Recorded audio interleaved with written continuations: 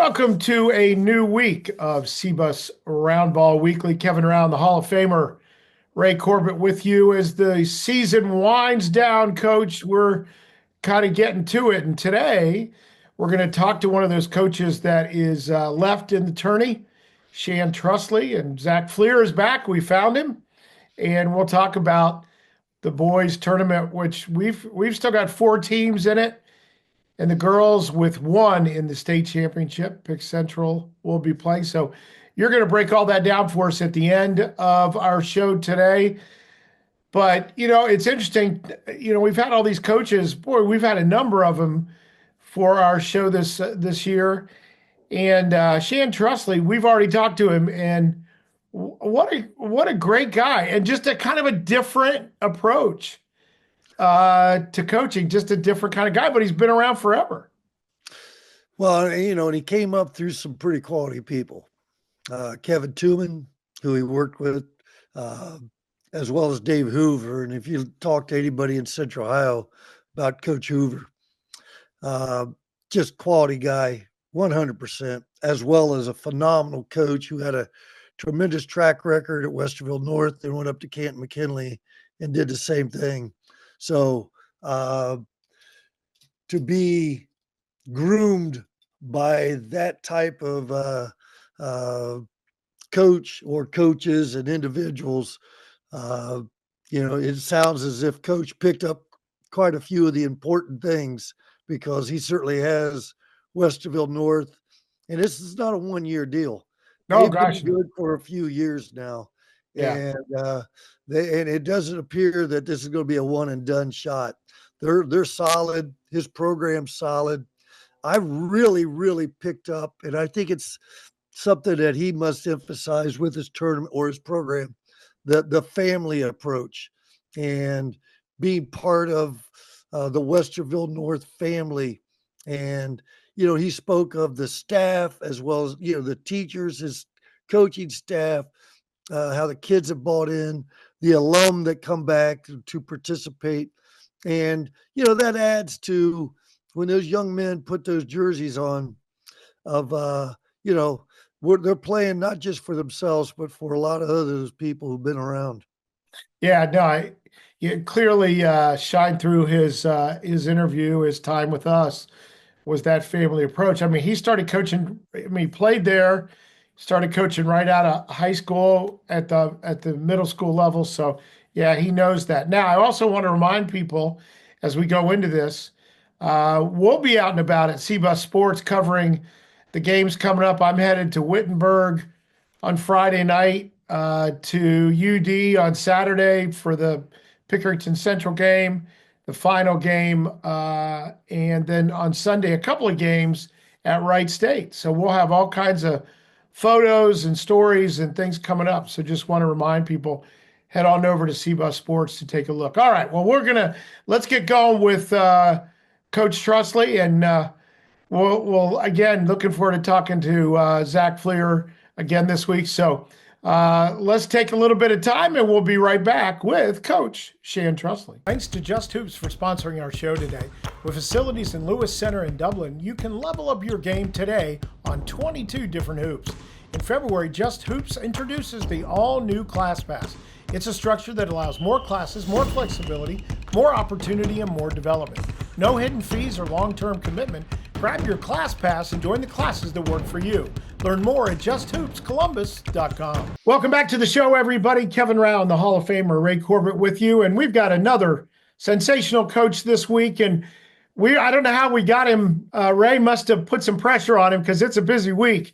Coach Shan Trusley is with us, who is headed to the Final Four with his Westerville North players. And what a great ride this season, Coach. It's 90-plus days since you've put an L on your record this year. So you figured something out early this season.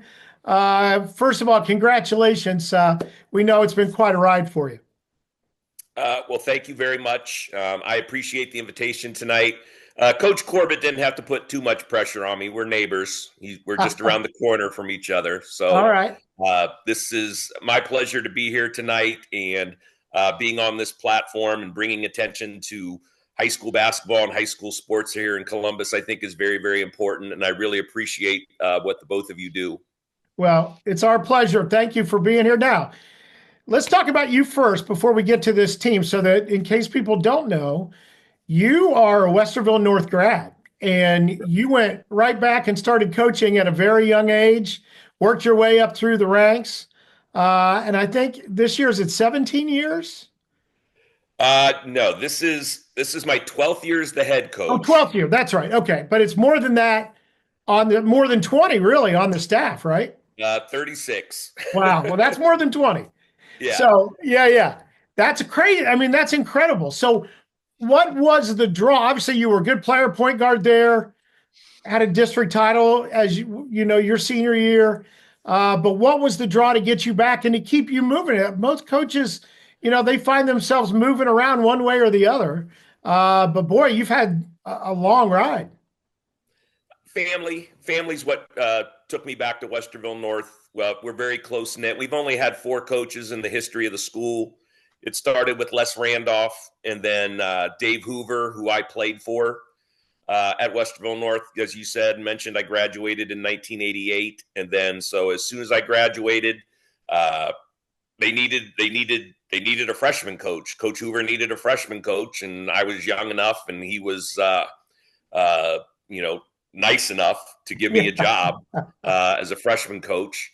And so that's sort of how I got my start. Actually, the year before, I had volunteered at the 8th grade level, but then we needed a freshman coach. And so I jumped on that with Coach Hoover. And then Coach Hoover left and went to Camp McKinley High School. And Kevin Tooman, who was a longtime assistant, then took the job. And then Kevin retired. And then I sort of continued that family tradition that we're really proud of at Westerville North. Well, and Ray, I'm going to let Ray always ask the really complicated questions. So I'm going to ask just one more and then we'll get it to him.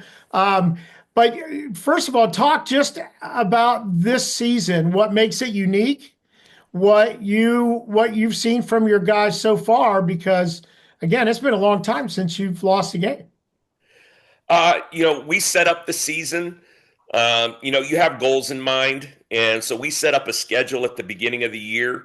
Our first 4 games were Richmond Heights, Olentangy Orange, Cleveland St. Ignatius, and Delaware Hayes. Wow. And we learned a lot about ourselves in those first 4 games. And to the kids' credit, they made some adjustments. We learned a lot from playing those 4 opponents so early in the season. And the kids made adjustments. They realized, these things are going to work. These things we might have to tweak a little bit.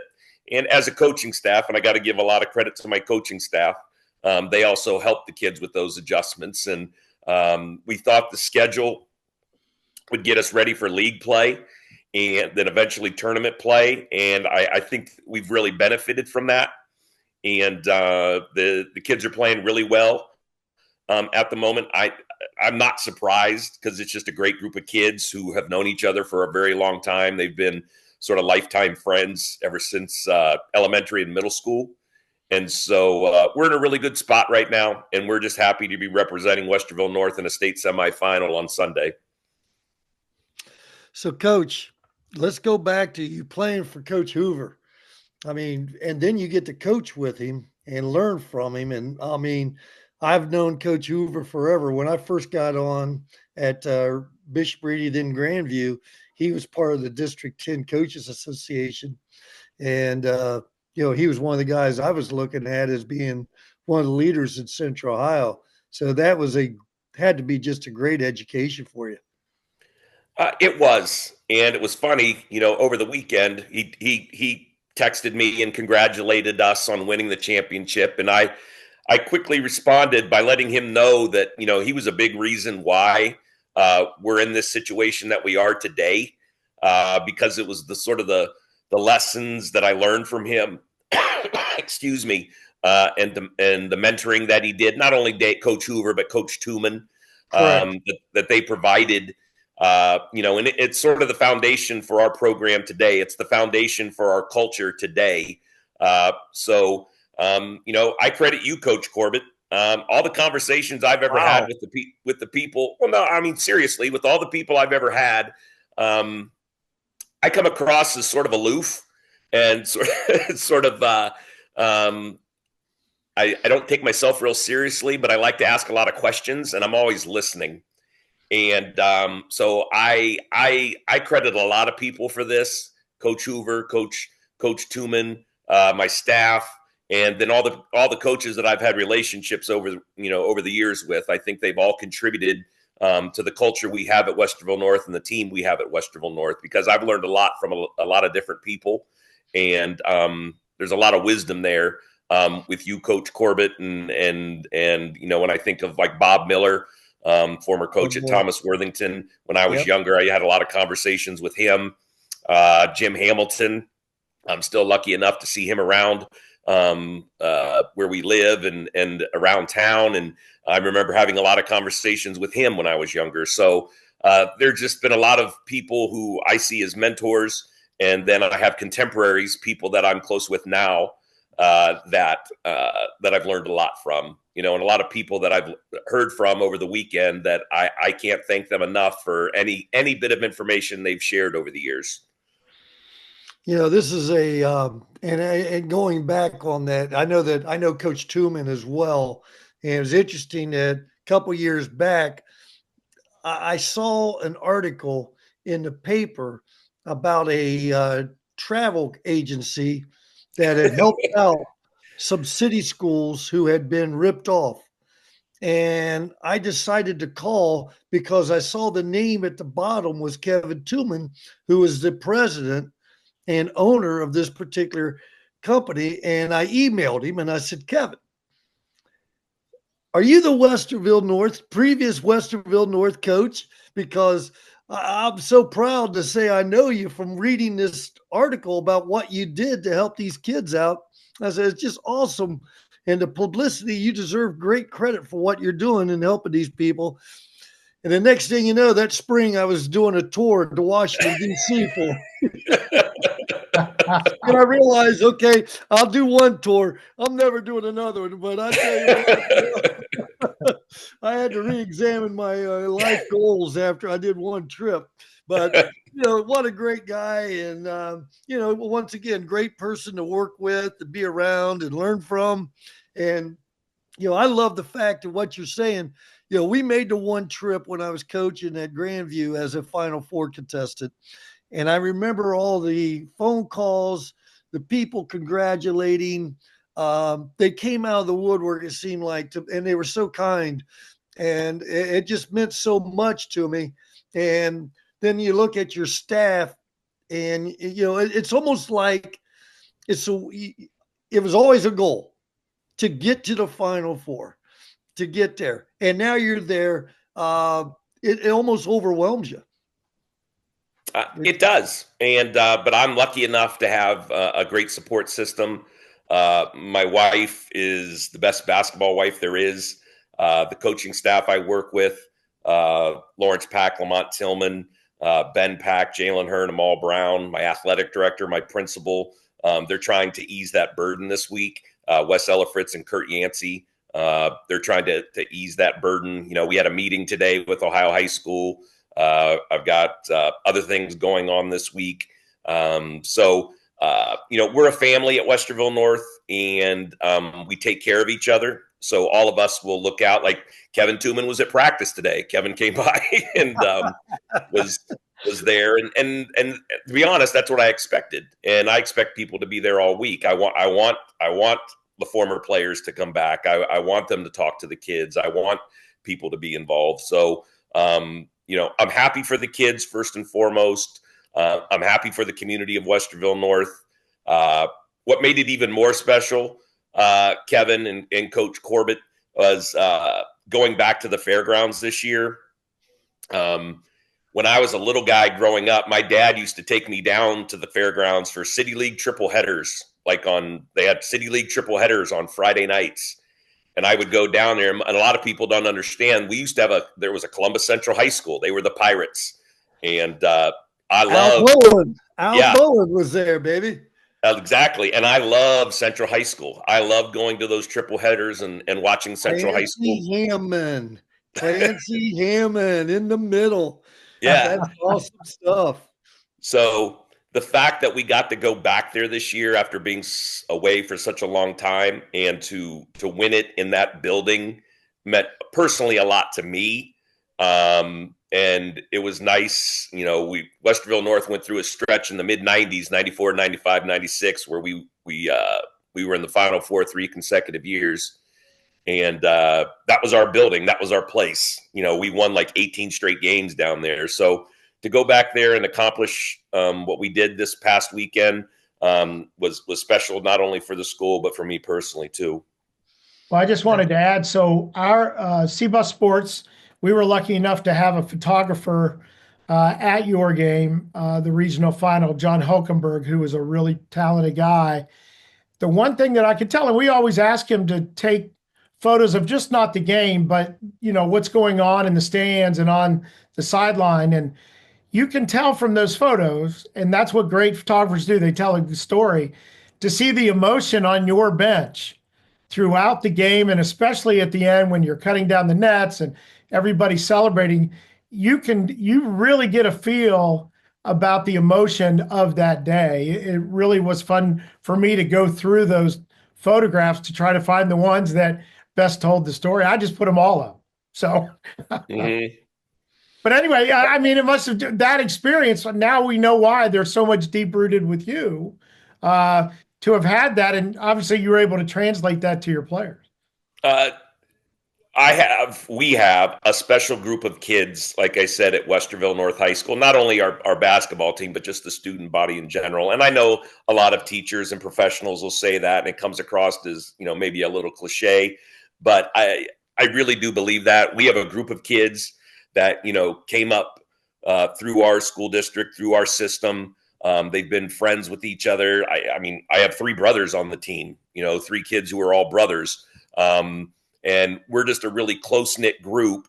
And we've been fortunate enough to have alums come back and develop relationships with our kids. The alums are probably our biggest supporters. I mean, they root on the kids. They want the kids to be successful. And our kids understand that every time they put on the uniform, they're representing the other 50 years, because our school is 50 years old, of guys who have worn the uniform. And so, Coach Corbett talks about when you win a regional championship and you're going to the Final Four, you start hearing from people. And we're very lucky to have such a strong alumni base with our basketball program and all the well-wishers and the support that the kids are getting from these 40 and 50-year-old people who want to see them succeed. And the kids genuinely feel it. And they want to do well for, they want to be part of something bigger than themselves. And our kids believe in that. And when they take the floor, I think you see them play with that passion. And they want to do well for Westerville North. And that's why you see all that enthusiasm on Saturday. Well, you've got a pretty deep team. Talk about you got a couple of seniors that are already committed to play at the next level who have really been providing some leadership for you guys. Yeah, we have 4 seniors who, again, these 4 kids have known each other for a long time. They grew up with each other. We have Ty Perkins, who's committed to Akron. Ty is one of our leading scorers. He plays on the perimeter for us. Micah Young, who is basically tied with his brother. Micah and Ty are brothers for leading score accolades. They both average about 14 a game. Micah's committed to Concord. Nolan Fedak. Nolan's been coming to our camps since he was in 2nd grade. So I've known the Fedak family for a long time. Nolan's got it narrowed down to probably either Worcester or Trine University over in Indiana. And then we have Ronald Jackson, who's the son of our football coach, Stan Jackson. And Ronald is going to Central Georgia Tech. It's a Division I junior college down in the Atlanta area where he'll play football next year. And they've been tremendous leaders. And if you watched us on Saturday, they always try to focus the guys. And the cool thing about it is our younger kids want to play for those older guys. They don't want the older guys' season to end. They play for the seniors. They would run through the wall for the seniors. because our seniors are just really good kids. And they're great mentors and role models for our younger kids. And so our senior class has been very successful over the last 4 years. You know, the interesting thing you said there is that the relationship your classes have with each other and how the younger groups, you know, when we get off the floor, we have no idea. We can only hope that what happens in the locker room is something that's going to be positive in terms of building the chemistry for your team. And you know, I remember years and years ago, we had a team that we really had high expectations for, and we were about game 8 or 9, and I think we were right, or it seemed like we were floundering, and we had a rough practice, and kids were in their locker room, and I had to walk in or walk by it, and as I did, a young man who I had no idea. To this day, it was one of the most shocking things I've ever heard come out of my locker room. He said, "You know, coach is right. We have to get better at these things, or we're never going to get to the point we should be." And I didn't stop, but I was stunned. It froze me, you know, emotionally when I heard him say that, because first of all, the young man he wasn't a basketball only kid. He was a kid that played. He loved soccer, and that was his passion. But he was willing to do this as a senior and become the leader of that group. And it seemed like from that point on, things started to gel for us. I'm not saying that was it, but that chemistry in the locker room is huge, no doubt. And you're exactly right, Coach Corbett. And teams that have that chemistry can perform at a high level. We always talk to our kids. Teams that are led by coaches can be good, but teams that are led by the players can be great. Amen. And that's what we have right now. We have 12 kids who sincerely enjoy being around each other. And I mean that when I say it. You know, if you were to come to one of our practices, you would think this group of 12 were all best friends. They do things, you know, outside of basketball. They all go gather at you know, one of the guys' houses, and they do stuff together. They eat together. It's just a really special group, and we've been very lucky at Westerville North. We've had that going now we've had that culture for a long time, and you know, the kids are very selfless. They want to see their teammates do well. No one on our team is wrapped up in statistics. Like I said, our 2 leading scorers average 14 a game. You know, we sort of spread the wealth. We've got a lot of kids averaging between 14 and 7 points.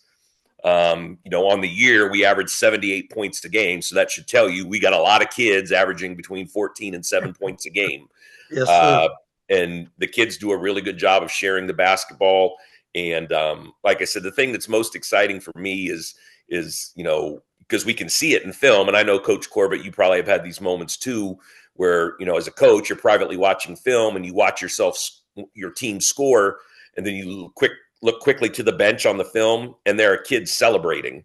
You know, they're happy that their teammate is scoring, and I mean, the kids get happy when the best, you know, when our best players, the kids that have the most accolades, when they score. So it's just a special group to be around, and they've earned this. They've earned this opportunity coming up on Sunday. Well, let's talk about that coming up. You've got St. Francis de Sales out of Toledo. Of course, we don't get a chance to see him very much around here. So can you tell us a little bit about what you're facing? Toledo St. Francis is a really good team. You know, all the teams that get to this point are outstanding. They are a team that's played a really challenging schedule. The league that they play in this past year up in Toledo, it was tough for Toledo St. Francis, Toledo St. John's, Toledo Central Catholic to find games in the Toledo area. So they actually consolidated with a league in Detroit. And so they've been playing Detroit Jesuit and Detroit Brother Rice. You know, that's their league now. And so they play a really difficult schedule, and they play really good basketball. And the thing that's going to be interesting for us, and Coach Corbett can probably tell you this, you know, they have a big kid who actually posts up, who actually sticks himself on the block He's not we have shooting three from the top. yeah, I mean, he's attempted 1 3-pointer the whole year. And honestly, all kidding aside, that's odd. You know, a lot of times the big kids we face, they want to face up, they want to shoot threes. This kid is going to load up on the block, and they're really well coached, and they throw it to him. So he's 6'9". He's got a brother who's 1 year older. He's a senior. He's 6'6", probably 6'11". And then they've got a couple of really good guards. They have a 4-year guard who's starting at the point, a kid who's played for them, a 4-year letterman. They've got a really good wing who can score. They have a really nice freshman who comes off the bench and can do some things. They're big. For people here in Columbus, they played Olentangy Liberty earlier this year down here in Ohio. The battle was 6-1-4. The battle. Yeah, did you call that game? I called that game. I saw him. I'll give you some notes afterwards. Okay, that would be perfect. But they played Liberty really tough. They were up at halftime. But they're a good team. And like I said, they're really well coached, and they've played a challenging schedule. And we're going to have our hands full. But when you get to this level of the tournament, that's what you expect. You expect to have your hands full. So we're looking forward to the week of preparation. We're looking forward to getting ready for Toledo St. Francis, and we're looking forward to Sunday.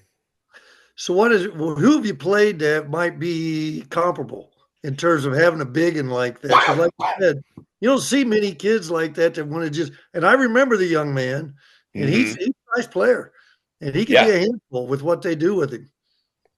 You know what, Coach Corbett? It's hard to find, and we spent all afternoon because we have some people that had seen them, that had scouted them for us through tournament play, and it's hard to find a comp for them, because like I said, he's big, he's every bit of 6'9", maybe 6'10", and it's hard to find 6'9", 6'10" kids who, like I said, are true back to the basket players.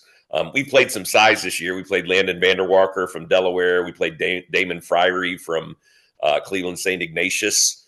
But both of those guys are very skilled and want to handle the ball and want to shoot it from the perimeter. Every once in a while they post up. So it's hard to find a comp for them. And, so you can share with the kids, hey, guys, this is like playing so-and-so. Right. And we'll come up with somebody. But it'll be interesting. And you know how it is, Ray. It's the world of basketball has shrunk with AAU and then all the stuff we do in the summer.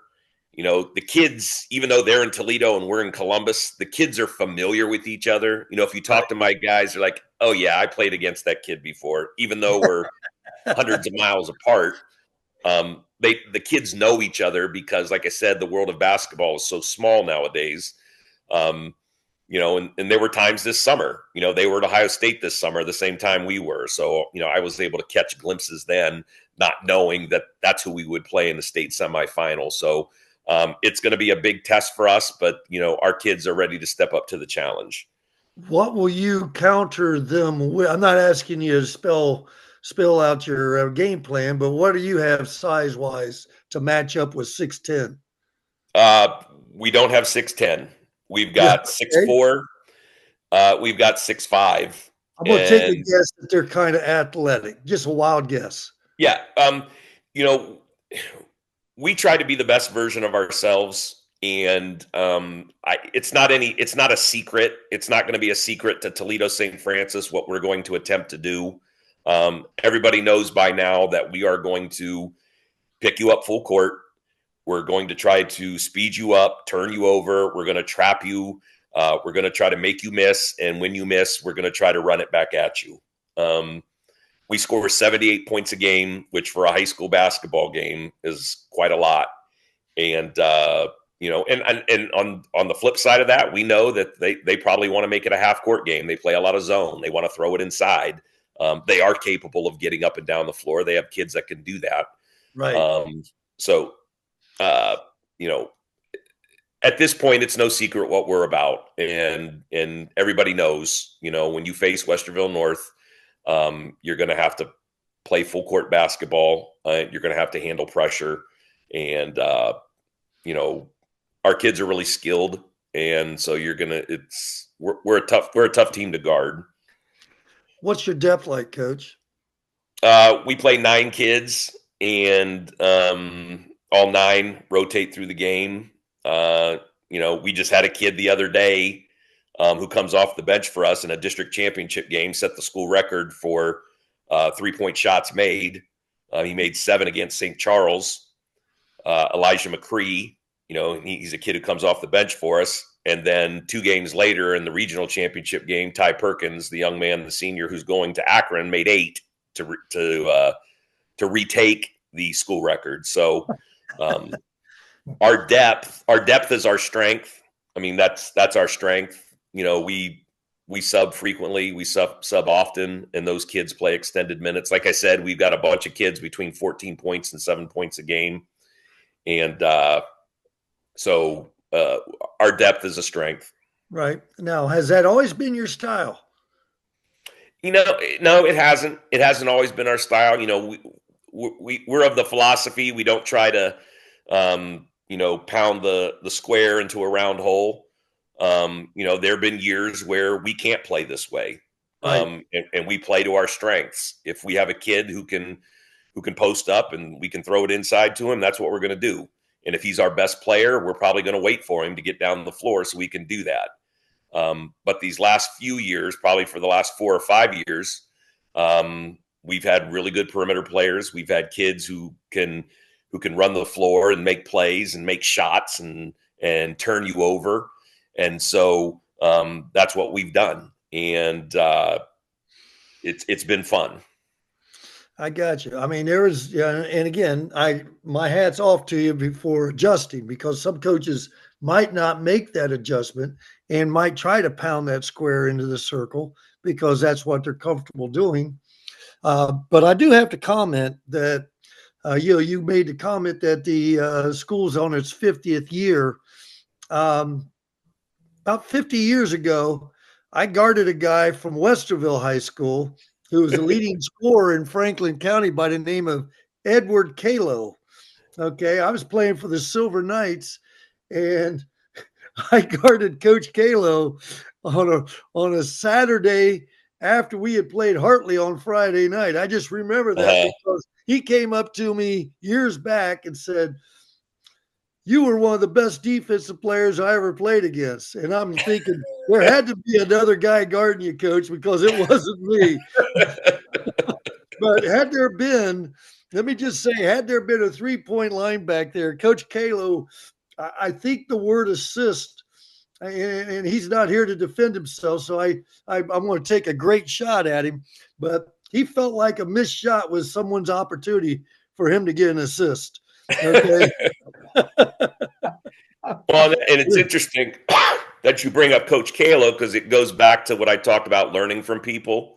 Those mentors. I consider Coach Kalo to be another one of those mentors. I've had a lot of conversations with Coach Kalo over the years. And, Coach Kalo was one of the first people that ever brought up to me. This is probably 20 years ago, that he mentioned to me, he's like, "Shan, I had to change. We were doing things a certain way and I wasn't being successful, and I had to change. And it was hard, the way I was coaching and the way that he was letting his teams play." He admitted, and to hear him say that, that's always stuck with me, that, coaching doesn't have to be my way or the highway. You've got to be willing to change. And sometimes that means you got to be willing to change how you deal with people. You got to be willing to change your style of play. And, he made that comment to me. Like I said, it was probably 20 years ago, or maybe even longer, maybe, 25 years ago, that sometimes you have to be willing to change for the good of your program. One of the most dangerous things we coaches can have, and I know we all have it, is an ego. Yeah. You excuse me, you let that ego get in your way, and it keep you from making some good decisions. And like we coach that way on occasion, Kevin and I talked about this years ago that when his son played with me, again, I coached 3 of them. I think each one of them played at a different tempo. And the first one, we were walking it because, I thought that was the best way. We're going to play half court, man to man, just guard you hard. We're only going to shoot 25 shots a game. You better be able to guard us. 2 guys are only going to be the 2 guys that ever shoot. And then all of a sudden I get a bunch of kids that all look like, hey, they could all play. And the next thing you know, I'm playing 10 kids over 10 minutes a game and pressing and trapping, and they're having fun at practice. And I'm having a heart attack, but they're still having fun. I mean, that's the beauty of coaching to me, being able to see, recognize, and evolve a little bit. And it sounds like you've done it. And, sounds like you've got kids who are enjoying this style big time, because this isn't the first year you've had success recently. And so that's hats off to you again for doing a fine job here. Thank you so much, Coach Corbett. Well, I don't, we want to let you get back to preparing. We know you've got, maybe film to watch or things just to think about. I got to tell you this. Very clear to me that you're an English teacher, because you have a Shakespearean voice that has. Oh, I don't know. You should see my sound meter on this side of the.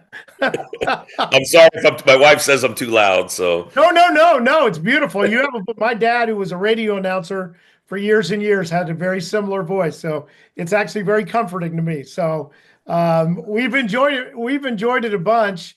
Thank you, and thank you for taking time, because I know this is a busy week for you, and gosh, we just couldn't be happier for you going into this. And as I said, if folks want to see a little bit of the regional final game via photos, you can go to cbusports.com, hit the photos tab at the top, and you can see our various galleries, one of which was Westerville North at the fairgrounds. And if you don't see emotion in those pictures, you need to rethink your position, because it was a lot of fun. So, hey, Coach, best of luck to you.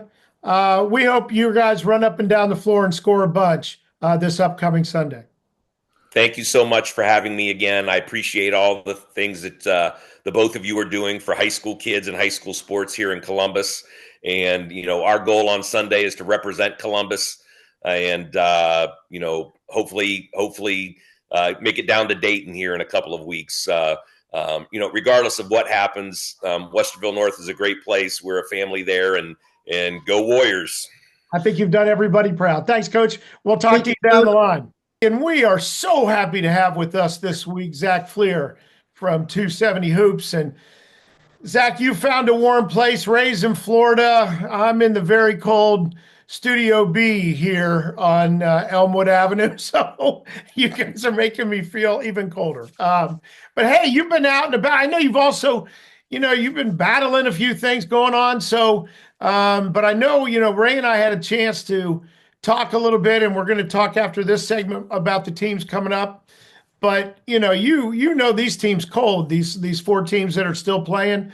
So let's start out with just you giving us kind of a snapshot on each of the 4, and what do you think?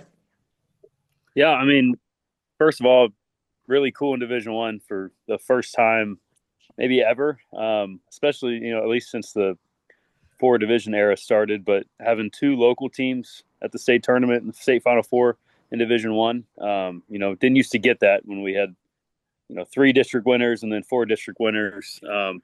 So big shout out to Reynoldsburg and Olentangy Orange, especially. Orange has been dominant. They've won all their tournament games by an average of 35 points per game. But I think Reynoldsburg, with a lot of the negative publicity that they've received, and rightfully so, with what happened in the district final game. But as a team, though, for the rest of those guys to kind of rally together, win 3 close games in a row, especially that double overtime win over Liberty. They were down 6 with like a minute and a half left to go in that first overtime. I'm just extremely impressed with those guys. I think it's one of 2 things. I think it's either one, a team of destiny that has just continued to overcome every single obstacle, even a few times in this tournament where they've looked dead in the water and they've turned right around and, I've picked it up and won a tough game. They did it 3 times in a row. Especially that Bradley game being down 10 going into the fourth quarter against a team that is kind of like a service academy in college football, where you don't want to get down maybe 10 points against Army because they're going to run the ball out. That's kind of Hilliard Bradley. So for them to overcome that deficit and then to defeat Liberty, another similar team like that, just really impressive. So really impressed with those guys. And then Orange, they won their district final by 55 points. Then they roll in the regionals, running through Sycamore and then beating a, very inspiring Groveport team that had won their first district title in 40 years and was in the regional finals for the first time in 90 years. But, Orange looked like a team that is pretty dominant. So I think for Reynoldsburg, again, it's one of two things. Either it's a team that's overcoming adversity or it's a team that has serious flaws. And those flaws have been displayed. And it's just a matter of time before they get knocked off. I think that's one of two things. I think it's more so towards the first option. I think this could be that team of destiny, and everyone has wanted it. We've talked about it all year. If we can get an Olentangy Orange first Reynoldsburg state final, that would just be incredible. It would be awesome for 270 hoops because then we get a guaranteed state champion, win or lose. Right. But they got to handle business, both of them. They have opponents that are no slouches. You get to the state Final Four. I don't care if there's only 64 teams in the state. You get to that round, you're pretty good, and you got to beat some good teams to get there. So, Orange, they got to overcome Ignatius for the second time this year. With Coach Cam Jones, son of Drew, or Cam Joyce, son of Drew Joyce, state championships and winning in the state Final Four, that's in his blood. So they got to, knock off the defending state champs to get to the state title game, and then potentially could see Reynoldsburg, and then, Reynoldsburg, they got to beat Lakota West, who came out of that very tough, Southwest region. So, really impressed with those two teams. The other two teams that we got, Westerville North in Division II, that's a team. I think they've won their 4 tournament games by an average of like 44 points per game. Weren't even tested at all in Columbus. There's a reason that New Albany and Northland, the 2 and the 4 seeds in D2, went to the Worcester Regional. They didn't want to see Westerville North, and we see why. I think they have the best path to win a state championship of any team locally. They're going to have to beat a very good Toledo St. Francis de Sales team that has a lot of size and has tough, gritty guard play.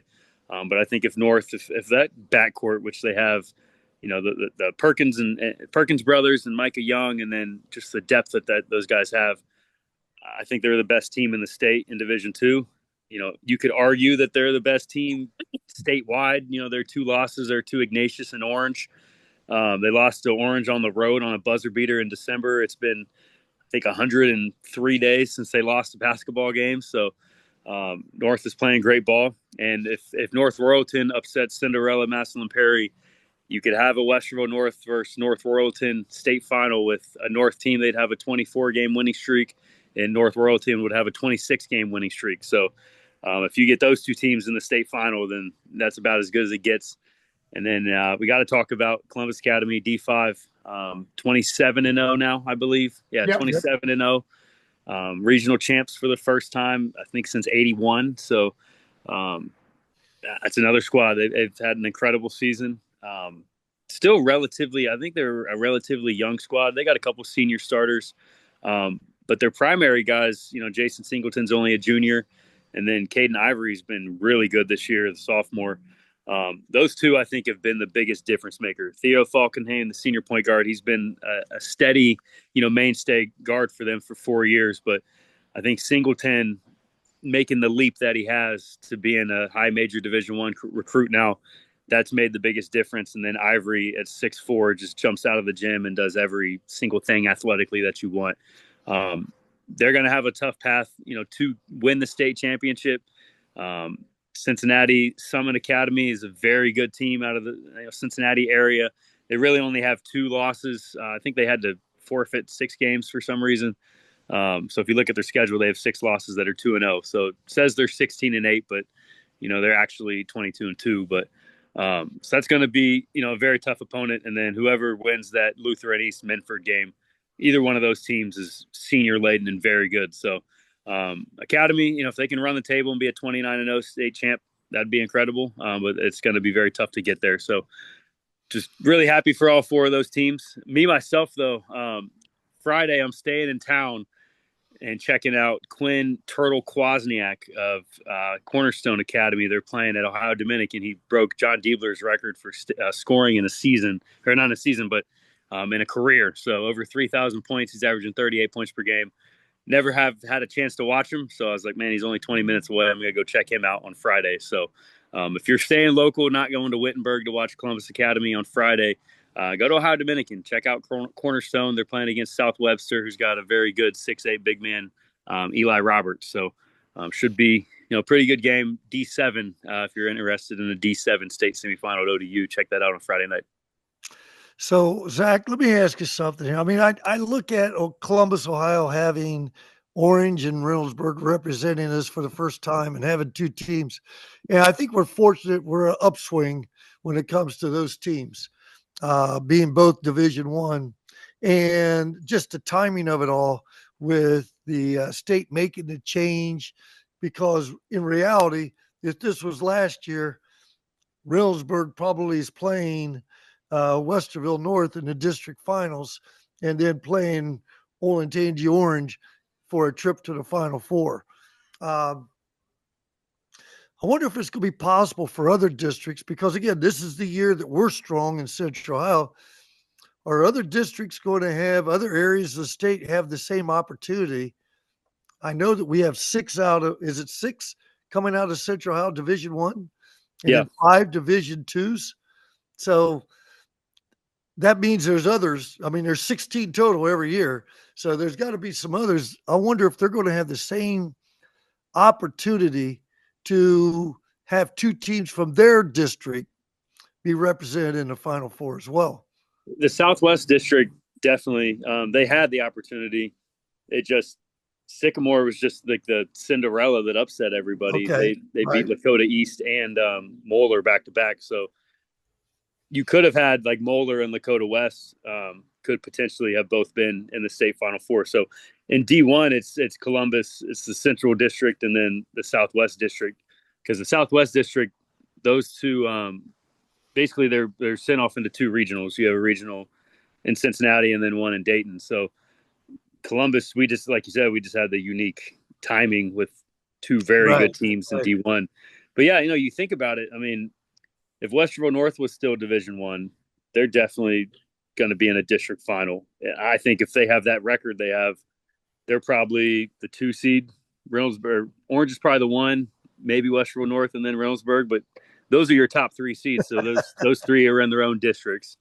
And then in that 4th district, you have Olentangy Liberty, and then your district final could have been, New Albany would have been there because they only had 3 losses. It would have been extremely loaded. So, our Final Four team would have been really battle tested, but instead, you had Orange winning by 55 points in the district final. So we're in a unique spot, being so big, and then our guys being able to go to Dayton if they want. So we talked about it very early back in January. I thought this would happen, and then indeed it did. So it's good to be in Columbus right now, I guess. I was going to chime in real quick.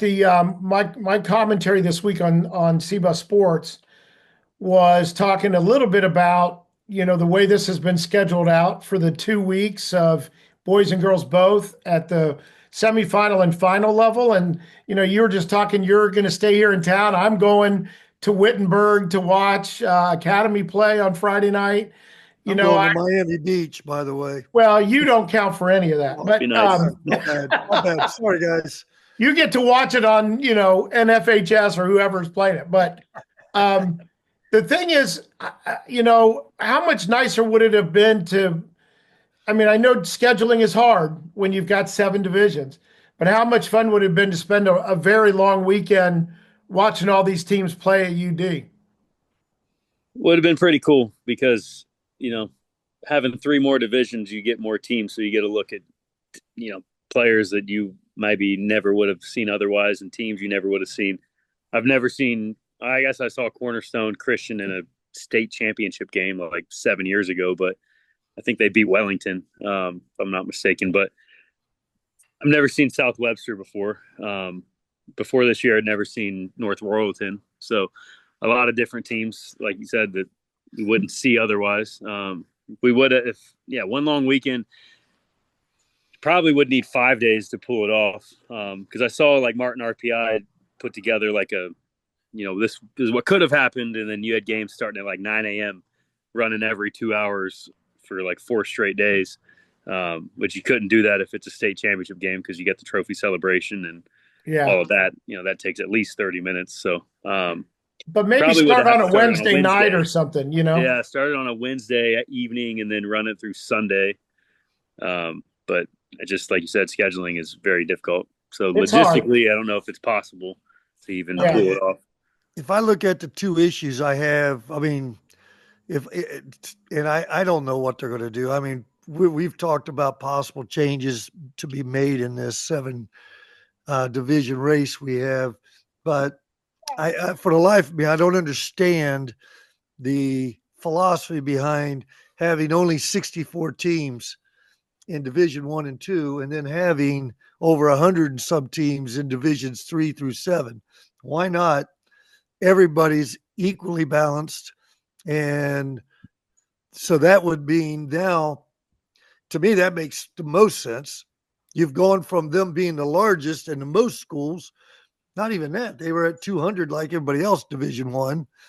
And now you've got some of the smaller D1 schools that are playing D3, And so I just think that if we made the move where everybody had to equal, then the other thing would be, we talked about the tradition of the Coliseum and how cool it was to have those games played there.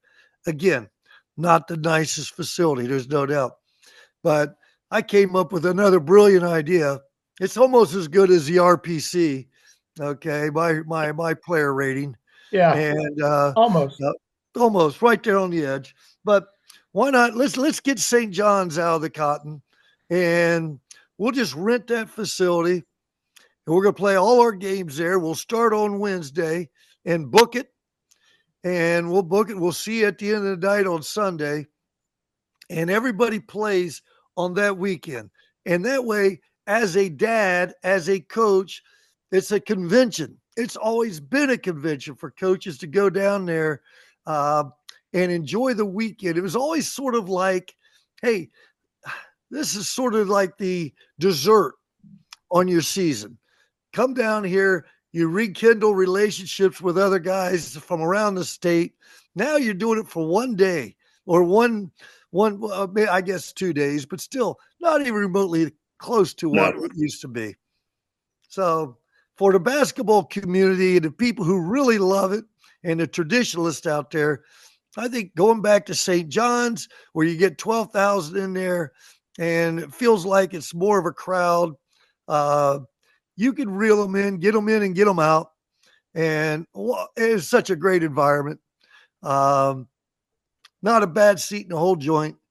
And I think that would be a pretty cool thing. But then again, it's way above my pay grade. So I understand why it won't happen. Yeah.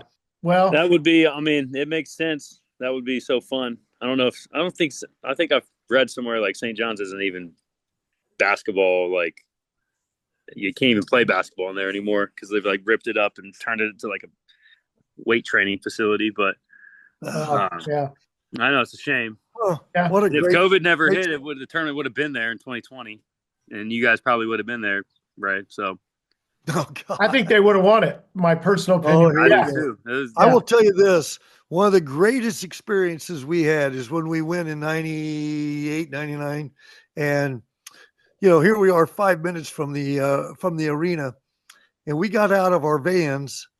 And a group of us, the coaches, players, and such, managers, all of us, were walking in there, and the Grandview community formed a tunnel for us.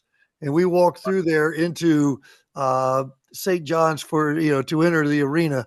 And the applause and all the good wishes that were sent our way.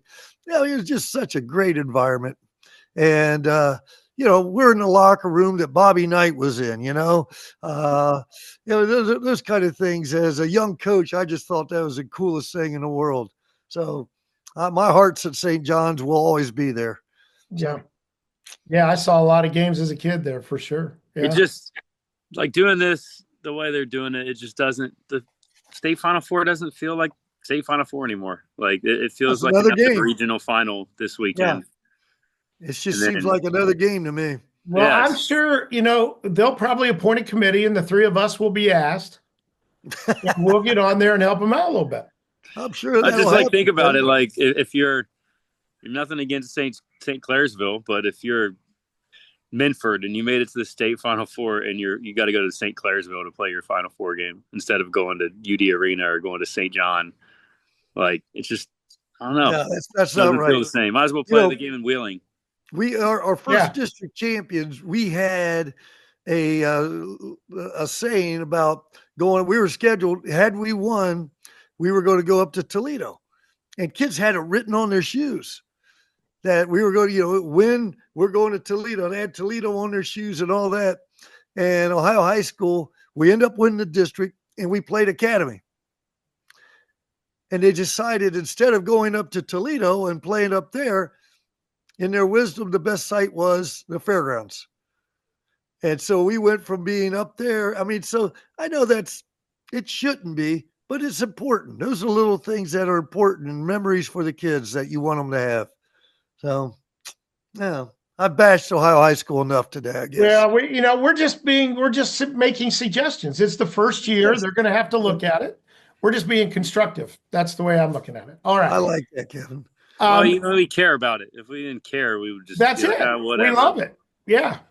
Well, Zach, I wanted to ask you, was there any being able to drive 15 minutes away and being at Ohio State all weekend? All weekend. I mean, I love UD that's Arena the is thing, great, but just the UD's atmosphere awesome. at Ohio State. There's walkable restaurants, there's walkable bars to go to. There's none of that at UD Arena. It's a great arena. Don't get me wrong, and I love the free parking, but yeah, I'll say there's that a like little bit nowhere later. you can walk and go Yeah. get a bite to eat. Well, before we let you go, Zach, I wanted to ask you: were you surprised this year in any of the 7 divisions that there was a Central Ohio team that didn't make it? Not necessarily. I think what we saw is about what I expected, especially with Westerville North, Reynoldsburg. I think Academy was I knew they'd be good. I didn't think they'd be 27-0. So that's really impressive for me. D6, D7, I didn't think we had a shot of getting any teams out of Columbus. D4 was kind of down, so not really. I don't think there's one team that. How about Hartley? How about Hartley? Hartley, maybe. Yeah, I think they. I mean, it's tough up there. I know. They lost. I mean, if they didn't lose Jeffrey Reynolds and Ferez Nicholas to transfer, they had 6-7 and 6-6 still on that frontline rotation. They're playing this weekend. Yeah. So losing that was tough, and I think Louisville's going to give Garfield Heights a great challenge this weekend. Yeah, that kid for Louisville's the real deal. Yeah, that's a very good team, and that's kind of Hartley's kryptonite. When I watched them, all the games they lost, if a team had dynamic guard play and a big above 6'6" that could walk and chew gum, they were going to have a difficult time, and that's what Louisville has with the big man, and then Siegfried, the point guard. So Louisville is very good. DeSales almost got him. They were that close in that regional semifinal, but other than that, no. I think going back to fixing the divisions, I think 5 divisions, if you're going to make a change, I think 5 would be perfect. You leave D1 the way it is right now. You combine D2, D3, combine D4, D5, and then if you want the small schools to have their own divisions, and you just keep D6 and D7 the way it is, and then you could have 5 divisions right there. And it wouldn't be hard to schedule a long weekend. No, because when you look at like D4 and D5 are so very similar this year, like as far as the teams are concerned. D2 and D3, those are just your smaller D1 schools of the past. So I think it would make for better district tournaments, especially if you had, if Westerville North had to beat Hartley in a district final. That's probably a much better game than them beating St. Charles by 90. So, yeah. Well, we'll see. There's a long off season for everybody to talk about. I'm sure we will. So, hey, thanks, man. Hey, I'm glad you're feeling better. Me too. I see your little guy up there running around with you, man. That's awesome. Yeah, he got up from his nap and wanted to come say hi. Okay. Well, you go take care of him, and we'll head off to our various places. But maybe we can grab you next week and see what you thought of that Friday game, because I'm interested to know about that fella for sure. Me too. Hopefully it's not his last game of his career. I hope they win. So nothing against Southwestern. I hope it's a good game, but I want to Yeah. be able to see Kwasniak make it to the state championship game, because if you guys remember, his dad was the coach of Villa Angela St. Joseph when Oh they were yeah. dominant in the mid 2010s. So Okay. get to see Babe Kwasniak once again. I haven't seen his teams play in 10 years, so it's been a while. That'll be good. Well, we'll look forward to talking with you then. And again, glad to see that everything's going well on your end. And we'll look forward to talking to you next week. All right, sounds good. My name is Jason Rice, and I'm the head coach of Carrington Lincoln. I was on CBUS Roundball weekly. It was a great time. I enjoyed it, and I would definitely love to come back. And they do a great job with interviewing questions and making it feel like it's a good time. Well, we're back for our final segment of the big game today on CBUS Roundball Weekly. And Coach, we heard from some quality people today, again, talking about high school basketball, and we're getting right down to it, man. We've got the finals for one of our teams in Pickerington Central on the girls' side, and then 4 teams still playing.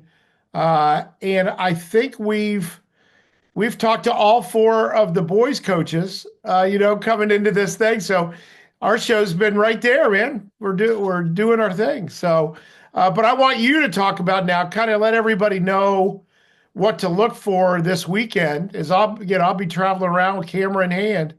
But talk about what people should look forward to seeing if they go out and check these games out. Well, we'll start off with the girls. And unfortunately, we started with 4 in the state's Final Four. 1 team survived, and they did it in overtime. So we've got Pickerington Central, who went overtime to defeat, was it Princeton? No, they're playing Princeton coming up. I'm sorry. Yeah. They're going to move on Saturday to play Princeton at UD. So it's the late game, 8:30. Yeah. Well, and that's customary. Always the last game of the night was Division I. Seemed like.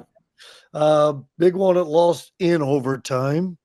Well, they were right there too. I thought they would win that game. Yeah. And so that's certainly disappointing to lose one that close. And that just brings a whole season, all season of analyzing everything you did. Yeah. So sorry to hear about that. Fairfield Union lost to Kettering Alder, and then Afrocentric, who in most people's eyes would have said Afrocentric had a down year, and here they are losing in the Final Four. Yeah, incredibly have a down year. Yep. So one left, Pickerington Central. Coach Shack did a great job out there with them this year. She certainly squeezed it, got a lot out of those kids. Let's go to the boys' side. Yep. Division I. We've got Ignatius versus Orange. And again, this year, Kevin, the tournament's a little bit different. And in that they're not all going to be at one site due to 7 games and the scheduling issues and such. And that's sort of, I don't know, old timers would tell you that you're taking away something that was held in high, esteem, I guess, where you had a chance to go there.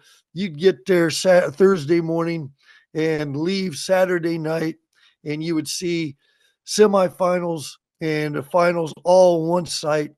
Yep. This year, because of the totally changed format, you've got games being played all over the place and smaller sites, smaller arenas and such. But Ignatius, coming out of Kent State, out of that regional, they're going to take on Olentangy Orange. Both of these teams were their number one. Oh, I'm sorry. Olentangy Orange was they were the number one, weren't they? Yep. Reynoldsburg then. So you got 2 number ones going at each other. So we could have a Central Ohio final. There we go. Would be interesting all along, the possibilities. And again, this year with D1 and D2 being pretty strong and having the format that you have, that's certainly a possibility. And for that to happen, Reynoldsburg, who is the Columbus representative, is going to take care of, or they're going to go after Lakota West, Right. And that's the That's game that I'll be Cincinnati. at because that's the disappointing part for us is that those two D1 games are at the same time and they're two different places. Correct. So I'll be at Reynoldsburg since I have not seen them yet this year. So, And Lakota West was the number 5 seed. All right. So when you look at teams who are playing well, maybe playing at the top of the game, it appears they must be. yeah. D2, we got Maslin Perry playing North Royalton. Royalton got by New Albany by 3. They're the number 1 seed. Maslin Perry, how about this? 15th seed out of their district. They had a losing record coming into the tournament. Now that's either schedule, injuries, but Max Prep, what's up? Yeah. Okay. Just once again going after computers. Yeah. Westerville North out of the Columbus area. They're our number 1 seed, and they're going to be playing Toledo St. Francis. We heard Coach earlier talk about that game. They're the number 3 out of Elida. Then we go down. So 1 and 2 were represented. Division 3 we're not. Division 4 we're not. And that gets us to D5, undefeated, untied, not scored upon. Okay, Columbus Academy. They are a representative in Division 5. Actually, our last representative in the Final Four this year because we are 0 for 6 and 7. Yep. So we've got Cleveland Lutheran East, number 1 seed. All right. Loaded as always. Yep. They will be taking over, and that was the Canton Regional. They're playing a number 1 seed out of Minford. That's the OU region. Academy, who was our number 2. Remember, Afrocentric was our 1. That's right. They're going to play Cincinnati Country Day, who is out of the Dayton/Cincinnati area. They're the number 5 seed. Yeah, you tangled with them a couple of times over at Fairborn, right? Is that where you ended up playing them? Well, that was Fairborn. We've played at Fairborn, and it was not pretty. Okay, and you did one of the games there. I did, yeah. Yeah, and that was one of those interesting arguments, whether or not would you prefer to lose by 1. I had this argument or discussion with my coach. Would you prefer to lose a game close at this point or get blown out? And we were discussing that on the way to the game. And on the way back, we had to decide whether or not getting blown out was a better situation because that's what happened to us. That was a pretty good 7-day, Yeah, they were solid. Yeah, they were really good. Yeah. So D6 and D7, once again, those are the 2 so 3, 4, 6, 7 were not represented. The Academy games on Saturday. The other 2 games are on Sunday. Yeah. Well, we're gonna hang out with them a little bit. So actually I think just to go back there, I think that the Academy game is on Friday at Wittenberg. Oh, is that right? Okay. I think so. I apologize for that. I think so. Okay. Yeah. Or I'm going to be taking pictures of an empty gym. Well, hey, it's a beautiful facility. Oh, I love it. Really Yeah, that's a great place. So let me ask you this: looking back now, let's talk about the boys and who's kind of made it through, survived this. What is always a marathon every season for every team. Are you surprised by any of it? Number 1, and number 2. Did you think as part of that, did you think we'd have some teams where we don't? Okay, fair. I don't believe in Division 1 there's a shock at all. The fact that, and I'll be honest with you, I do have a problem with 1 and 2 having 64 teams in their state tournament and everyone else. If you're going to go 7 teams, why not, or 7 divisions, why not evenly balance the 7? Yeah. Don't tell me the gap between 1 and 120 probably would be. Yeah. I don't get that. And so 64 teams, I'm not a fan of. Now, that being said, you would have just evened out 7. I would have gone 7 even. We had 4 even.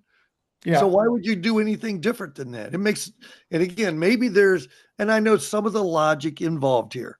and maybe this was the overriding logic, was that 1 and 2, the gaps between the very large schools and the schools that were maybe in the middle, there might have been a 400 kid difference. I don't know. I don't know the numbers. And Yeah. so that may have been, I'm sure that was the thinking that went through it with Right. Ohio High School. But I think that when you water it down to 64 teams, believe me, Orange or Reynoldsburg or Ignatius, Westerville, they're not going to care that there were only 64 teams. They're going to feel proud, and rightly so. It's not their fault. They deserve all the credit. But I do believe that this should be 7 evenly matched, populated divisions in our state. If you're going to go 7 that route. Yeah. Okay. Now, Orange, no shock. I mean, Yeah. they were knocking on the door for 2 years prior. Reynoldsburg, no shock. Talent and depth, and played a tremendous schedule all year long. Right. Westerville North and D2, never a shock. They were, I mean, I heard about They were them. dominant this year. These Dominant. 3 teams I heard about all last year as well as the beginning of this year. So nothing there. I don't think that, you know, what would, you know, you look at Hartley, people really were impressed with Hartley, and believe me, they had a phenomenal run. So I think that might have been a little bit of a little surprise they didn't get through. Right. River Valley, Heath, Johnny Alder, all lost. Again, quality teams, great runs. But again, the margin of victory and defeat when you get into these games, there's no mystery to why they made it there. You know, All when you right. start seeing teams winning, 22, 23 games, there's a habit, and they find ways. And so nothing wrong. Academy, I saw Academy last summer, and it was the most talented group I've seen Academy have. And again, I've known them for years. They were in our league. Coach Wursler and I spoke. I was just very impressed. So, and again, I'm not sure they're the favorite here. I bet you if you look at it, Lutheran East is probably the favorite going into this tournament, by most people. Yeah, but they can't feel real comfortable. Well, Academy's just, they're so long, and they've got great depth. They can play different ways. They can man you, zone you, press you back. They just have flexibility. They're going to be I've seen so far. And even in their last game, from what I gather, third quarter, that was a white knuckler, tie ball game going into the fourth. So, they've dealt with adversity, overtime to be greedy, and then they come back and really play well. So I guess that's what you were talking about, the depth that they have. That's what makes that fourth quarter different. Correct. Against a lot of teams. Yeah. And then 6 and 7 in our district, they have not been. Division 4 in Central Ohio has not been great for a while. They've been good. And I think if we look at like Shekinah, they had a key injury and they were still able to overcome, but still they weren't able to get through the district finals. And I think that injury played a role in their demise. And I thought Patriot Prep played a nice schedule, got better as the year went on. In Division 6, we talked about Cardington. They sort of hit at the end of the season, they just, one or the other thing, or I guess two, you've got to be healthy at the right time, and you have to be playing. It is a long year, and be playing well. It just doesn't, it's rare. Yeah. That's why what's going on with Academy, undefeated, is such a rarity. Yeah. They haven't fallen down yet. So, and that's crazy in a long year like that. That's crazy. I mean, because it's like any given night you could just have your three best shooters just go cold. Have those nights. You're going to have 5 or 6 of those nights. Yeah. And so, how else we were at Worley, and the year we won the state, we lost in double overtime to Hartley. at Hartley on a Friday night. And the next day we played Berlin Highland, who was number 2 in the state. We were number 1 or vice versa. And I mean, it was just like we lost a double, came back and won. And it was like the weekend, boom, and we just took off. And even that game that year, we were in the Final Four in the semis, 3rd year in a row. Player of the year for the team we were playing, player of the year in our level, our division, had a wide open jumper, 15 feet, to win the game at the buzzer and missed it. And then we went on to win in double overtime, you know? And I mean, it's just, there's so many things that have to go your way to get to this level. So hats off to these guys. Congratulations. Enjoy the ride. I wish you were playing in one site this weekend, and I wish we were playing Wednesday through Sunday. Yeah. So, but well, you know, they're going to take a look at it. And I think there's going to be, yeah, I mean, you know, the first year of anything, correct. You know, you'll see what was important, what wasn't. And, you know, I wrote a column that's up now on the site about the last couple of weeks, because it's our busiest time of the year to cover all the sports that are coming to championships. And one of the things I said was, you know, yeah, there's some things that people are talking about with basketball, and they'll put their eyes on it and see what, you know, if it can be helped.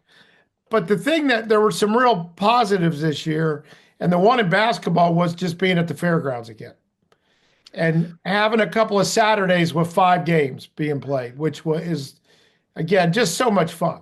I honestly, in a dream world, I would love for them, the great minds that we have in this state, to figure out that St. John Arena is where these games should be played. I have no idea what they're doing in there, but I know that they've used it on occasion for different types of basketball or sporting events. Get them in there, use it for Wednesday through, I'll be honest with you, maybe Wednesday through Sunday, and I think you'd be able to knock it out by adding an extra day, one site. It would be awesome. And everybody would be happy because you are in Central Ohio, you're at Ohio State, great facility, great traditional place to watch basketball. It's not 19,000 where you've got empty seats. That would be ideal in my opinion. Well, I'll preface it by saying that I think UD does a great job. Oh, I love UD. And, you know, and the parking is free. Which is always a benefit. There's nothing free at Ohio State. Yeah, no, parking would be at a premium. But you know, I grew up as a kid in Zanesville coming up to watch games at St. John, and that was just such a big deal. Now, I was always afraid to sit in the upper, you know, in the balcony, because you looked like it was straight down. There was something there that I heard that you were only, no matter how bad or how high up you were, there was a number of feet that you wouldn't, no seat was any further than this. Yeah. And when you got up there to the nosebleed sections, you were looking straight down. But you want to talk about. You were right on it. Yeah. That was a home court advantage, right? Oh, my gosh. And that sound just stays in there. I mean, it just doesn't go anywhere.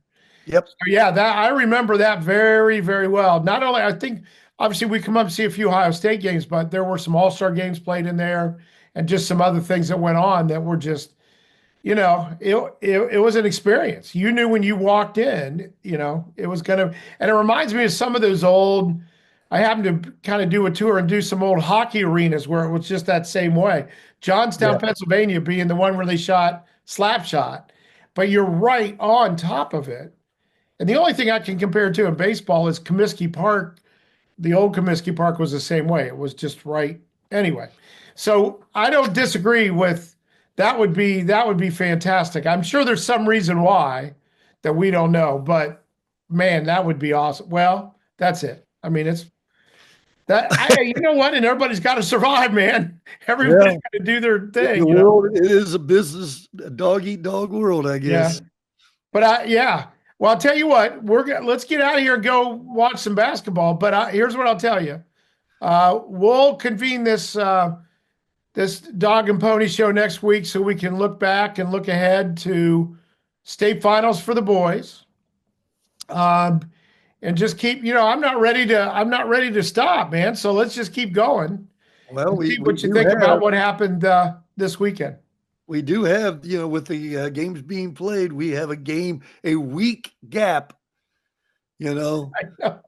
It just seems odd, It's at this time, kids and coaches don't want to practice. Hey, it's a bonding experience, blah. Get out there, let's play. Before we get to, how much time off would you give them, though? How do you balance all that? Or you just do an hour of practice and shoot free throws or something? I think that at this point, as we say, the hay's in the barn. So, you're sitting there and you're going to say Sunday's games, Saturday's games, whatever. You'll probably have your normal routine. Monday, you'll go real light. Maybe Tuesday, Wednesday, you might go a little bit more. You're not, and then at this time of the year, you don't need 5 practices between games. Yeah. All right. It gets pretty stale if you don't. You better have some tap shoes on if you want to make it exciting at this point. So I would make it pretty light early and then pick it up. And they're in shape. The one thing you want to worry about, hey, you don't want injuries and you want kids having fun. Yeah. And you want to talk and you want to stay as normal as you can be through this process. But it's a long time, my man. 5 or 6 days. I know.